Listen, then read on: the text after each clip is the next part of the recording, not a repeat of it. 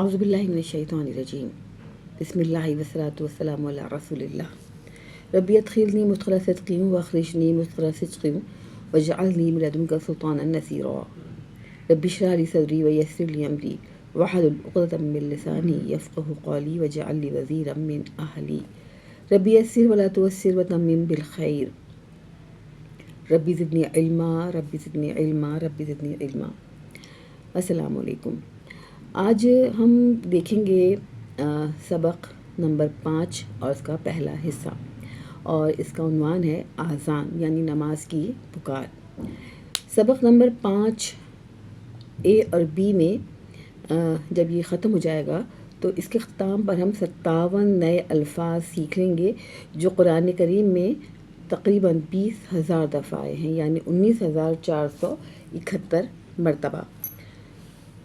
اذان کیا ہے؟ اذان پکار ہے، جیسے کہ میں نے بھی بتایا، اور یہ پکار کس چیز کی ہے کہ مؤذن آپ کو دن میں 5 مرتبہ پکارتا ہے کہ آئیے اور نماز ادا کیجیے۔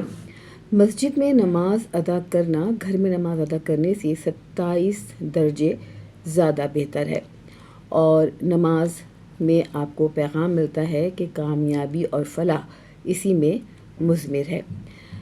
اللہ تعالیٰ نے نماز جو ہے وہ 5 مرتبہ دن میں فرض کی ہے، یعنی 5 اوقات ایسے ہیں جس میں نماز ادا کی جاتی ہے۔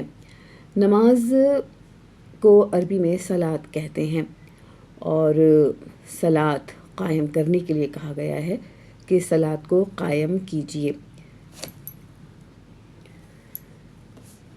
ہر روز جب مؤذن آپ کو اذان دے کر نماز کے لیے بلاتا ہے تو اس کا جواب بھی دینا ہم سب پر ضروری ہے کہ کوشش کریں اس کا جواب ضرور دے۔ اذان نماز کی اعلانیہ پکار ہے، اور وہ آپ کو ہر روز دعوت دیتی ہے۔ اگر کوئی آپ کو ہر روز اپنے گھر دعوت پر بلائے تو کیا آپ نہیں جائیں گے؟ جائیں گے نا۔ آپ کہیں گے یار اتنا کہتا ہے وہ بندہ تو جانا تو پڑے گا، کتنی بری بات ہے اگر ہم نہیں گئے تو اللہ تعالیٰ آپ کو دن میں 5 بار پکار رہا ہے کہ آؤ اور نماز ادا کرو، صلاۃ قائم کرو۔ نماز اپنی مقررہ اوقات پر فرض ہے، یعنی جو اس کے ٹائمنگز مقرر ہیں ان ٹائمنگز پر ہی نماز کو ادا کرنا ضروری ہے، اور اگر ان ٹائم پہ نماز ادا نہ کریں تو پھر وہ نماز قضا ہو جاتی ہے، اور قضا نماز کو اگلی نماز سے پہلے ادا کرنا ضرور چاہیے۔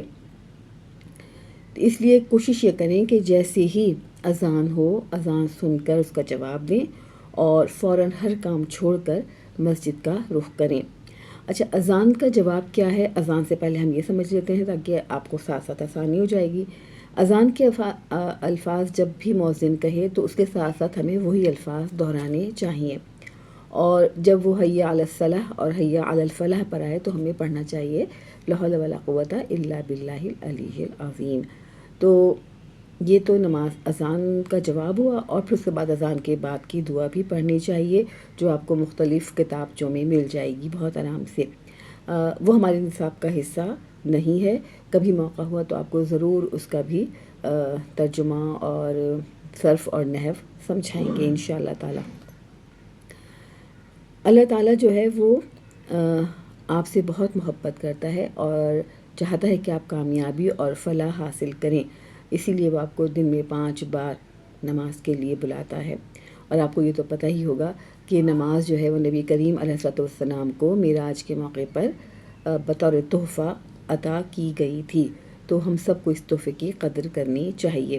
اور اب ہم دیکھیں گے اذان کے الفاظ کیا ہیں اور یہ ہم سے کیا تقاضا کرتے ہیں، اور اس کو سنتے ہوئے ہمیں کن احساسات کے ساتھ اور کتنی توجہ کے ساتھ ان کو سننا اور سمجھنا اور اس پر عمل کرنا چاہیے۔